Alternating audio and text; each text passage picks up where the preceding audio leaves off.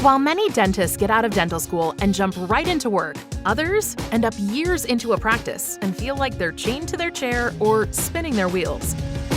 At Duckett Ladd, we've discovered that there are 6 phases of long-term practice success. On this podcast, we'll explore each phase of success and help you on your growth journey.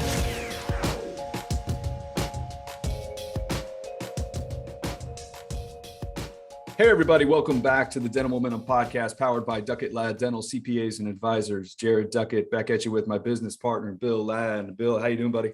I'm doing really well, my friend. How are you? I'm good, man. I'm excited about this episode, man. We were talking before we got on here, and gonna dive into a topic that is, it's so important for everybody, but me and you both, I guess, have experienced this, and yeah, I'll just say it. It's kind of the topic of burnout, right? I'll ask you this, Bill. Business owners, right? Me and you ever been burnt out before? Oh man, a lot. And I was thinking about this as we were kind of preparing for this, and I'd love to hear Laura's take, but it seems like it can take it can manifest itself in a lot of different ways. And I'll never forget, one thing I love to say is before we formed Duckett Ladd and kind of became reinvigorated, I was actually more passionate about my golf game than I was about my people, my team, my clients, any of that stuff. I was out there, and you were joining me half the time, Jared, hitting the driving range before or after. In looking back, I was just burned out and disinterested. And so, yeah, absolutely. It could happen to anybody. No doubt about it. Yeah. Well, let's dive in. As you can see, guys, our guest today is Dr. Laura Brenner with Lola B's Career Coaching, and also has an awesome Facebook group out there, Dentist Side Gigs. But Laura, appreciate you joining us on the podcast. Thanks, guys, so much for having me. It's great to be here. Yeah, I met you up in Philly. What was it, Laura? A couple months ago, give or take, and just started, talking to you at the beginning, hearing about your story, saw you present, and really what I want to do today is just kind of at the beginning. Let's just kind of unpack your journey here, for a little bit, going back. Let's say the beginning. That could be dental school, what have you. But let's start unpacking that, and then kind of walk through and see what we got. Yeah, I'll go even farther than dental school, but I won't go too far because I know we've got a time restriction. So, getting into dentistry, I knew I liked people and I wanted to work with people. I wanted to help them, and dentistry seemed like the perfect way to do that and create a life that would kind of check off all the boxes and give me freedom and respect and allow me to really feel fulfilled. And dental school was great. I really liked dental school, and my first few years of practice out of dental school were good. I knew that it was going to be new. I knew that I was going to have to go through some uncomfortable times, but I always had hope that once I pushed through the hard times that it would get better. And then 3 years in, I became so burned out and so miserable. I hated my work. I hated everything about it. I wanted to look for other career options. And in fact, I did that at 3 years in. I was worried all the time, worried about getting sued, worried about getting in trouble, patients getting mad at me. And it was a big burden to carry. So I remember going and inviting my dental, I was an associate, and inviting out the dental supply rep to lunch.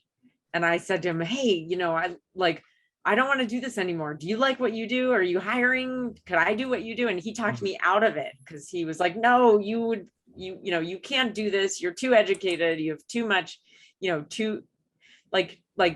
I'm too good for that, which is nonsense. And this is 3 years in, right? 3 years in. Yeah. Right. Okay. Because we really we're every role in this community is important. And so, we get stuck in this thinking that if I have my dental degree, that's all I can do is practice clinical dentistry in private practice. So that really, it was very encouraging, and he meant well, but it really did silence me, and it kept me thinking like, okay, well, I can't do anything else within dentistry. What else could I do? And so I just stayed stuck, and I continued practicing for 7 more years.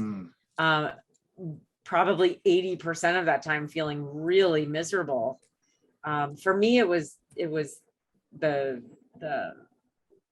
probably more the clinical stuff. I was good at the clinical stuff, but I put a lot of pressure on myself to be perfect. So my days were not fun, and managing patients was very stressful for me because I was carrying too much of the weight of the world on my shoulders, trying to make everything perfect. So how early, just real quick, how early on did you start feeling symptoms, if you will, of being burnt out? I mean, 3 years in, you had the conversation with the rep. When did you start? Did it come all at once? Did you gradually get more and more, or how'd that look? That is a great question. So I didn't really, like, at first I expected dentistry to be hard. Like, this is such a hard field. The work that we're doing is challenging, and it's a lot of pressure. So I expected it. So I always had hope those first few years. And then in dental school, you have someone always kind of who's got your back. So you don't really deal with a lot of that pressure. It really was 3 years in. And at the time, that was in 2004. And nobody was talking about burnout, not in any of the industries, I think, like, let alone in the dental profession. Nobody was talking about burnout. So I didn't know what it was. And what it looked like was I was just annoyed with patients all the time, no matter what they would do, except for the few that are awesome and that are so fun to be around and make your job easy. And actually, I say the few, that's the majority of patients. But when there's 10% of them that are causing problems and challenges, and that's what you focus on. They were just taking over my whole day. They were taking over my whole life, really. And so that's a big sign of burnout that I know now that I didn't know at the time, is that when you stop having empathy for the people you're serving and they become annoying to you and you can't connect with them, then to me, that was the biggest sign of burnout. It's like, I just found them to be a pain in the butt, to be honest, which is what I do. I get honest. Well, let me ask you a question here real quick. So what's really intriguing to me is, were you an associate the entire time of the 10 years that you felt this frustration? Paint a picture of and you're nodding your head for those listening. Tell me, paint a picture of what this looked like with the owning doctor. How did this manifest itself in any ways where there were conversations or dialogues, or was it just kind of swept under the rug? Well, I love this question too, because I was in practice for 10 years. Over the 10 years, I had 3 different associateships. The first one was very fast paced. I mean, we took over 150 different insurance plans. And so it was, I didn't have time to do the thing that all dentists say is the most important part, which is building relationships. So I didn't have that time. So that was when I was most afraid of getting sued, because I couldn't build the relationships. And I just hid it really well. No one knew, because I just I was a good faker. I just put on this big smile and I took care of everyone else and I did my best work and I just gritted my way through it. So none of my employers knew. My first job was, like I said, very fast paced. And then I went to, actually, the guy who worked for the supply company got me my second job with this beautiful new practice that was only, took no insurance. It was private practice. And I thought, okay, this is going to be it. Like, this is the dream. This is what everyone tells you is what you should go for. And when I got there, I ended up barely paying my bills. I mean, there were months I had to ask my husband to help cover my car payment because the practice wasn't busy enough. And I was very naive. I had come from a practice that had such an overflow of patients that I thought, oh, this will be easy. I'll just go in, the patients will come. And I didn't know that I was going to have to build the practice alongside my boss and really wasn't expecting that. So that really, it went from one extreme to another where I was super duper busy to then having really nothing going on. And there were days when if I had one crown prep on the schedule, that was my only appointment all day. If they canceled, I'd go into the bathroom and cry because What was it worse when you became, what was the burnout worse when you became less busy? Oh, that's another good one. No, I think it was just, it wasn't in my heart, no matter where I was. And I think it's a good path for people to try is to do different things and try different styles of practice. And if you aren't able to sort it out with, then I would say also being really intentional and deliberate about working on what's going on with you so you can respond differently to the stress. If you're trying different scenarios and trying to change yourself and it's not working, then oftentimes that's a sign that, it's not working out, like maybe dentistry isn't right for you. Even though it's right for so many of us, it's not right for all of us. So yeah, back to that question, I just was really good at faking it. No one knew. By the time I got to my third job, I went down to the Pankey Institute and spent 4 or 5 continuums down there trying to save my career. And so I just was put on a really good show. And by the time I was in that third practice, which was very much another private practice, which was a good compromise between the two, the very slow and the very fast. And it still just wasn't working out. And, a lot of it was maybe not the most ideal jobs, but I also take full responsibility that it was me. It was very much me and how I felt about the work that I was doing every day. So can you dive into that a little bit deeper, Laura? When you say it was you, what do you mean by that? I think that I don't want to say my personality, but the way I saw the world, the way I saw events that happened, just my perspective basically was not the healthiest because I felt like I needed to be the savior. I needed to be the hero to everyone around. So with patients, I had to make sure all their work turned out perfectly because if something happened to one tooth, that was a catastrophe in my eyes. So because of that viewpoint, I was a people pleaser, I was a perfectionist, and I just put too much pressure on myself when there's so many things in this profession, in this field that we can't control. And I felt like I needed to control those. And I really believe that was the source of my burnout, was that expectation.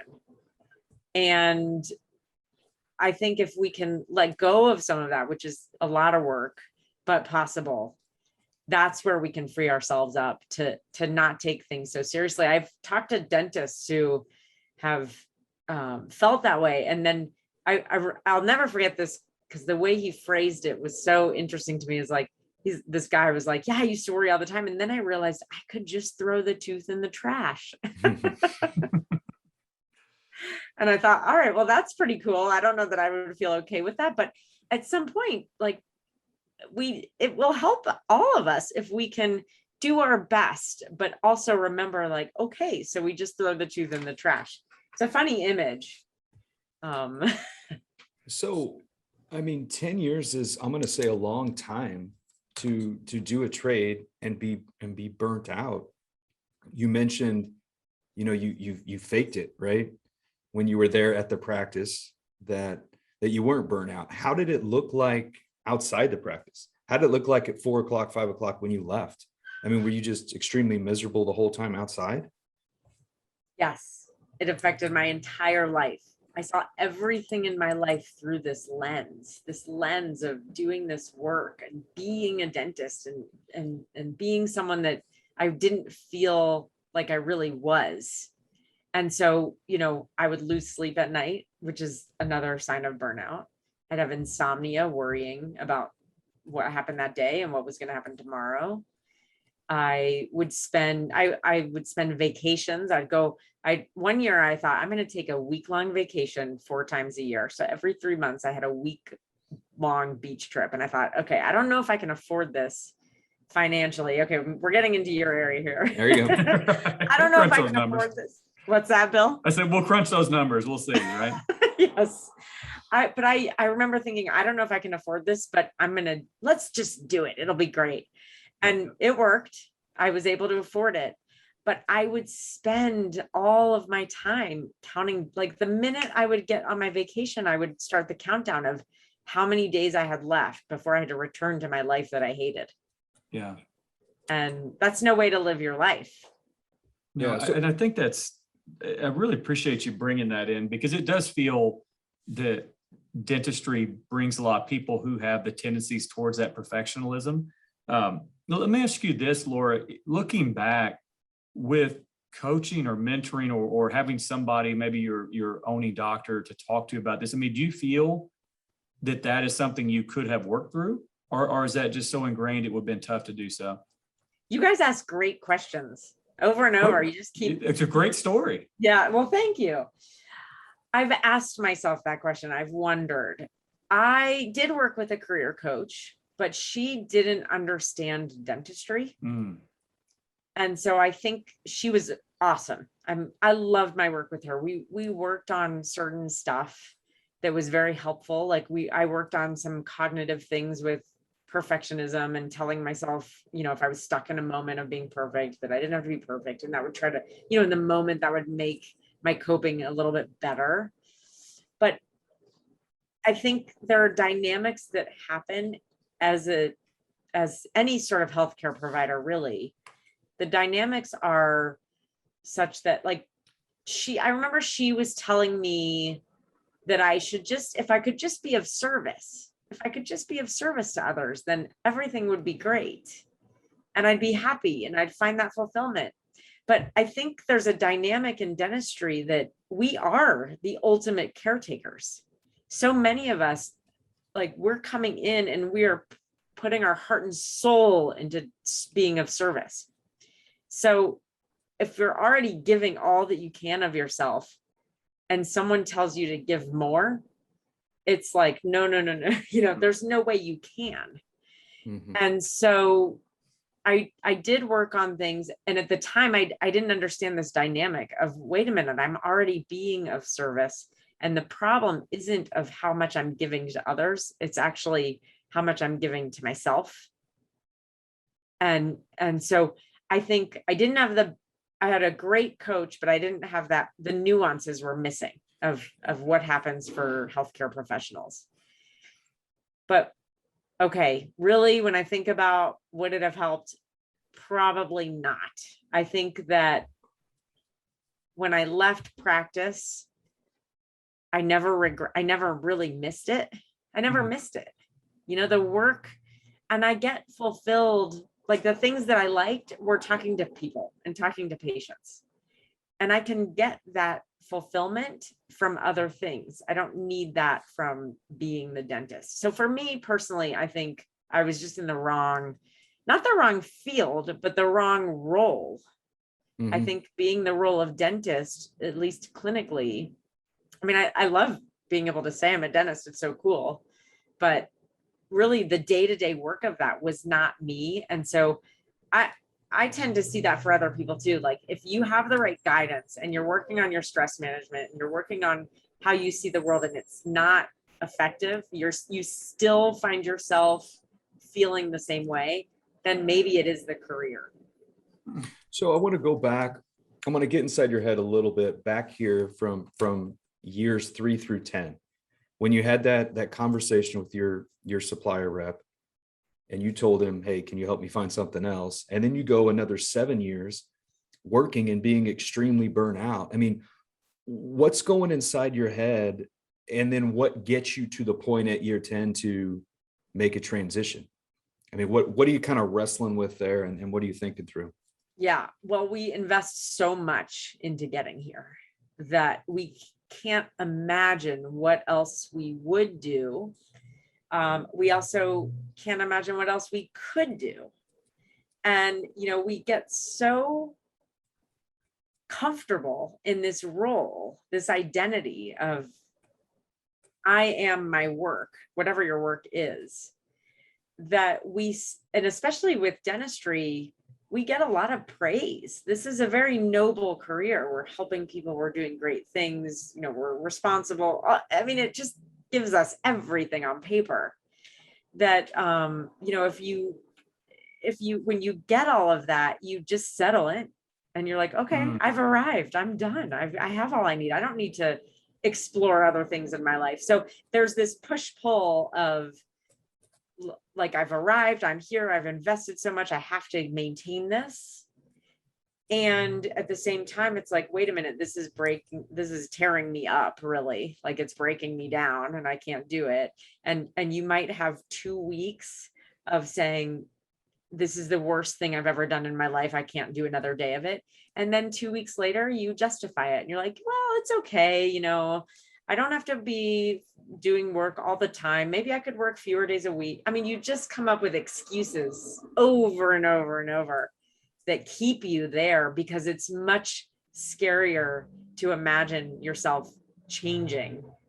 If ultimately career change is what you want, or even changing your job. I mean, I stayed in these jobs for so long. I stayed in these jobs for 3-4 years that I knew they weren't working out. So it doesn't have to be total career change, but even whatever circumstance we're staying in where we don't grow, we don't push ourselves, so many times that's dictated by the fear of what else will I do? What else will I be?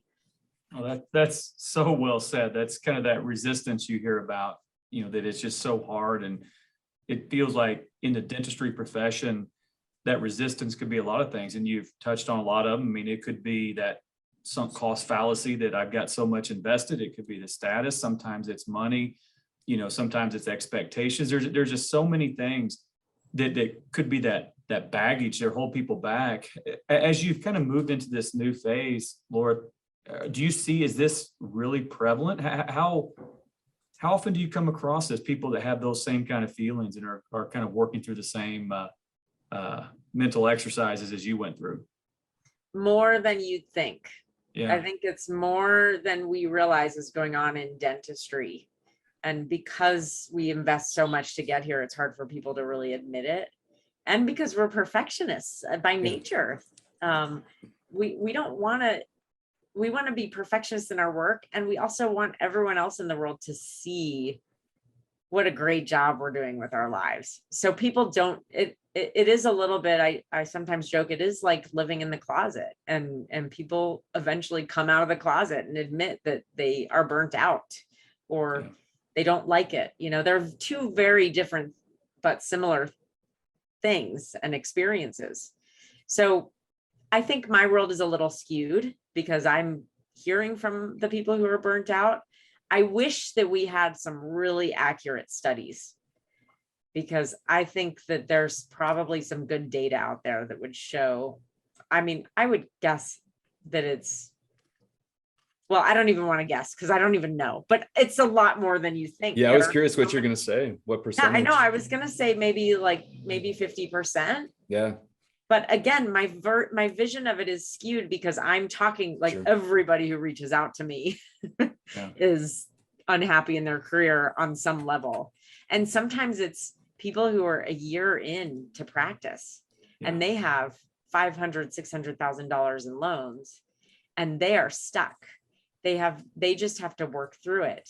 And so we can do some things to help make it a little bit better for the day-to-day and the stress levels, and by all means it's so worth investing in yourself to work through that burnout. But the myth is that you have to be old and tired to be burnt out, but actually you can get burnt out. There are studies that show that medical students have a really high rate of burnout, just students. So it can happen at any time, and if we can really get help for it, then hopefully everybody end up like me, which worked out for me, but doesn't work for everyone. Also hit on that just a little bit. So you go 10 years, you transition out of clinical dentistry. Where did you immediately transition into coaching, or where did you transition to? Sort of. Okay. So I had no idea what to do. I didn't think I had any interests. I didn't think I had any skills. That comes with that idea of like, oh, I've arrived. I don't need to invest in myself anymore. I don't need to do anything else. I don't need to diversify who I am. So I started blogging, and that really opened my world to see that there were other things out there, and opportunities and different ways of seeing the world. And I started to kind of play with different things. I remember my husband and I were brewing gluten-free beer in our basement to just try to come up with something. Now he's very happy in his job, but it was for me like, maybe we could invent something cool that doesn't exist yet, really, Be So on Shark Tank, right? Yeah, I love that show. By the way. Oh, me too. Right? Like such creative, and so much creativity and opportunities. But yeah, so it was just kind of playing. I had to play, and then I was getting interested in nutrition. So I ended up, for my dental CE, every year I'd go to I'd either go to nutritional or personal development talks at the convention for my CE. And eventually this program found me that I was able to start a weight loss coaching business. And that I call that my bridge career. So like I said, for me, I really needed to get out of clinical practice. And with that bridge career, it was like, I knew it wasn't going to be my forever, but I knew it would be the thing that I needed to at least break free from feeling so trapped. So I left dentistry completely and started doing weight loss coaching. I still do a little bit of that. I've done it for 10 years. And then I started blogging, and one day I saw a blog post. I don't know if I told you this when we spoke, Jared, but one day I saw a blog post titled 10 Reasons I Hate the Dentist. And I was like, okay, fine. Here's 10 reasons your dentist probably hates you too. Take that. Right. So there. Right. And yeah, and it went viral that night. Yeah. Like literally, I posted it that day. Overnight, it went viral, which told me that there were other people feeling this way. And people just want to be heard and seen and know that, as dentists, we're having to always put on that happy face, and sometimes we're having a bad day too. And it doesn't matter. We always have to take care of everyone else. So I wrote this blog post and it went viral. And then I ended up realizing that there were other people who needed some help designing their lives. This is really all about like life and career design, whether you want to stay in dentistry full-time 2 days a week, or leave clinical altogether and, do non-clinical work, or leave dentistry altogether. It's this idea that we can design whatever we want. Like it's your one shot. And so that's it took me 6 years of blog. So when my post went viral, I started blogging about my dental career, and I started attracting a very small niche following of dentists and hygienists, all dental professionals really, who were not loving their careers. And it took me 6 more years to say, okay, I'm ready to help others do what I was able to do. I felt like I needed to prove my own success first, that I wasn't just a quitter. Oh, I know one could quit dentistry, but what can you do next? Right. I had to prove that to myself. So what you do now with the Lullabies, career consult or coaching, is you're working one-on-one with dental professionals on this exact topic, kind of coaching them through, are they most of the time still in the profession clinically? Most of the time they are. Yes. I do one-on-one work with mostly dentists and hygienists. Okay. And it's helping them design it however they want. That's the beauty of this career. It's like we have so much flexibility that most other fields don't offer. But I also do a group coaching program that's called Start Your Side Gig. So it's actually, because that is really the way, is to not just, we've invested so much in getting here. And if you're really burnt out, you can invest more in your career. You can take a new course, or you can buy the new fancy equipment or machine, Sarek or something. I don't even know the terms anymore. It's been 10 years since I've been in practice. So all the Things have changed, right? technology is so different. I remember all the feelings, but not all the technology. But it's like on the one hand, if you're feeling burnt out, you can invest more and more in your career, and that's going to revive the spark. But it ends up not always sticking, like it'll work for a little while and then you get burnt out again. Or the other approach is to, we don't necessarily want to, if we're burnt out, dive more into it and invest more into it. We don't also want to throw everything away. So the best way to do it is to design your career and start a side gig that gives you something else on the side that gives you that freedom and that flexibility, and that who knows what that's going to open for you. At least if nothing else, it's going to give you more, you'll have more fun.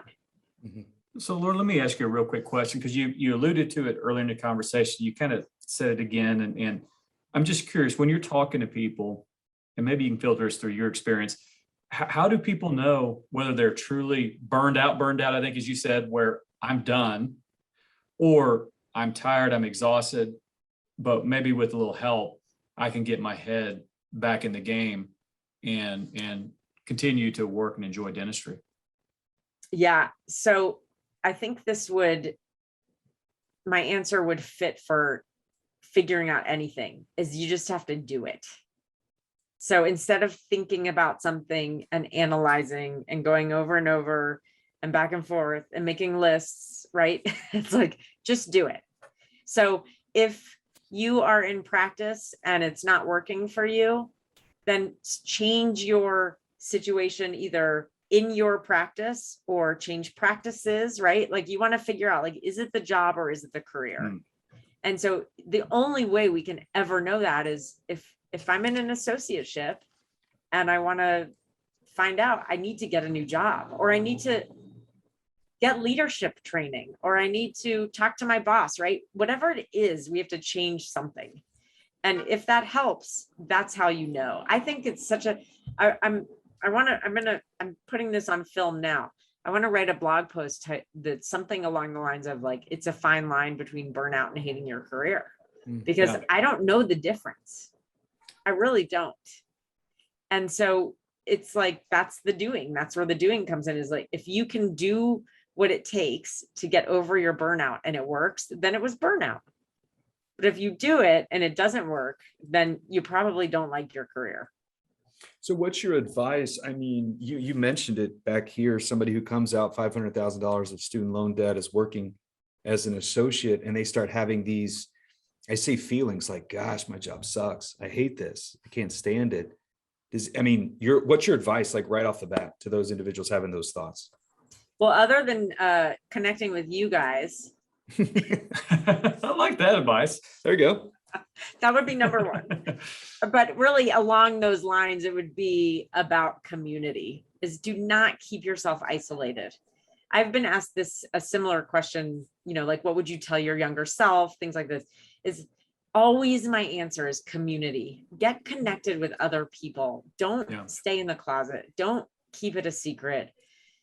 It's only, Brene Brown has, my favorite quote of hers is, isolation breeds shame and empathy kills shame. So even if you can talk to people, it makes me think of the happy hours that we had in dental school. We would go out to happy hours almost every day after school. And life in school, to me at least, felt easier from a stress standpoint. There's a lot of reasons for that, but it part of that was that we could blow off some steam with people who got us, people who understood what we were going through. So no matter what, as I would say, get connected with other people who get you, and then get support. Whatever it is you need help with, there's so many amazing people that can help you achieve your goals and design whatever it is that you want. And doing it alone is sometimes too hard.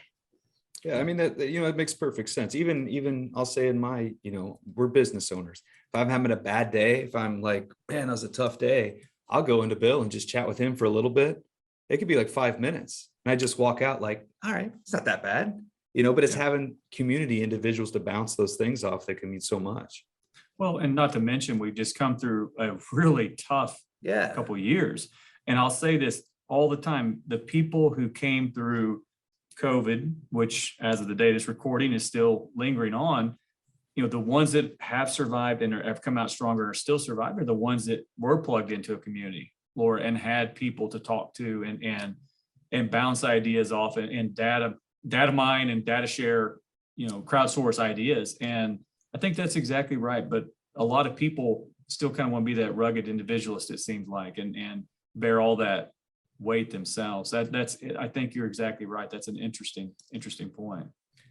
So let's kind of wrap up on a couple more, just a couple more comments here on.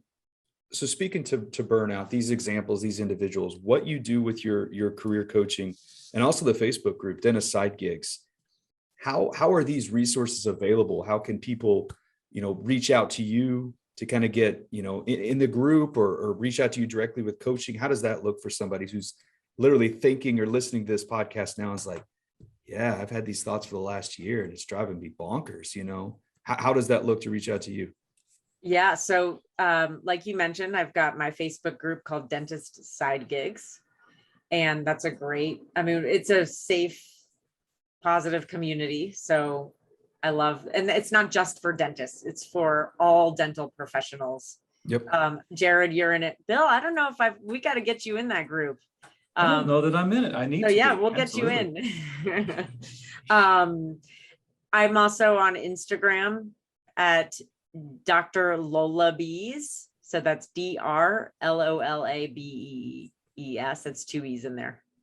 If I try to do it too quickly, I add too many E's. My website is lolabeescareercoaching.com, and I've got a contact page on there. So those are probably Facebook. Yeah, those are probably the easiest ways. And if you just forget everything, just type in Google 10 reasons your dentist hates you, and it'll bring up Lola Bees and you'll find me. I'm gonna go check that blog out. Yeah, Hey, check can it we out. steal that for 10 reasons your accountant hates you? We probably better not do that, Jared. No, Do you want to? Well, might go let's viral Well, though.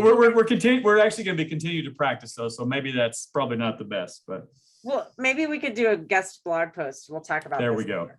There we go. No, but Laura, I appreciate it. You've got an awesome story. You are extremely passionate about what you do. You're helping individuals. And, Bill, as we've started working with dentists, like laser focused over the past 5 years or so, we run into this topic all the time. We really do. And a lot of times they kind of, I'll say, get rejuvenated back in their practice and it's fun again, but sometimes it's not, but I think the key thing I take away from this episode, Bill, I'd like to hear your key takeaway to a degree, is get help. Ask, get the community. Like Laura said, surround yourself with individuals that can help you bounce ideas off, share your thoughts with. If you're having those thoughts, guys, reach out to somebody to help. That's what we're all in this together for. Everybody's in this world to help everybody out. Just reach out and ask. That's solid, Jared. I think, Laura, just the introspection you had to do and the courage it took to just say, you know what, it's not for me. And that's okay. And I'm going to move on. And the fact that you found something that was fulfilling to you after that to me is a huge takeaway, is that, everybody can kind of get locked into the have-tos, and that 10-year career could have easily turned into a 40-year career. And there's people who do that. So I just think it was great to hear the story, and hopefully it encourages people to have that honest dialogue with themselves. Yeah, living proof you can make a transition. So Laura, let's end on this question we ask every time. So if you're to talk to a dentist out there, what advice would you give them to gain momentum in their dental practice? Well, after the community answer that I've just given you, I would say take care of yourself. Amen. Stop putting everybody else first. Love it. But you can still take care of other people when you're taking care of yourself, right? That's the true win-win. Like somewhere along the way, we think that we have to put everyone else before us so that we're helping them win at our own expense. And that isn't really serving other people. So you're a good person still if you want the other person to win and you want to take care of yourself at the same time. That is so good. That is so good. Solid. Let's end on that, Laura. We appreciate it. You guys out there listening, like I say all the time, share this. I'm sure someone out there needs to hear this episode that you just heard. Share it with somebody. subscribe to the podcast, leave a rating, give us a review. Laura, appreciate you as always. Bill, good podcast episode here, man. We need more rock stars like Laura on the show, right? Absolutely. All right. Guys, everybody out there, we appreciate it. We'll talk to you guys soon. Take care.